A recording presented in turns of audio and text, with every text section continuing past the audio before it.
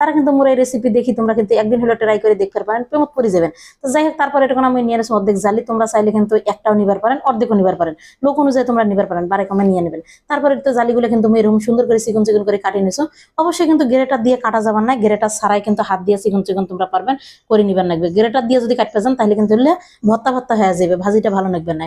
তোমরা হাত দিয়ে চিকন করে নেবেন। কিন্তু আরো চাইলে চিকন করে পান হয়, কিন্তু করো নাই আর কি, অসুস্থর কারণে আমি জিঙ্কা পাচ্ছ সঙ্গে করছো। তারপরে তো এটা নিয়ে নিছো আমি শুটকিগুলো এখন সুন্দর করে কিন্তু টালি নেছো।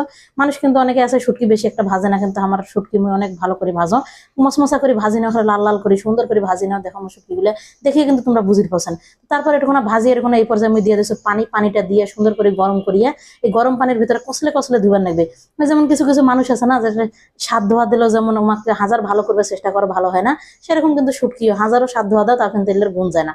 তো তারপরে তো এটা আমি দিয়ে দিচ্ছি আমি 2টা রসুন কুচি, তারপর দিয়ে দিই এটা 2টা পেঁয়াজ কুচি আর কাঁচামরিচ। আর এটা আমি কিছু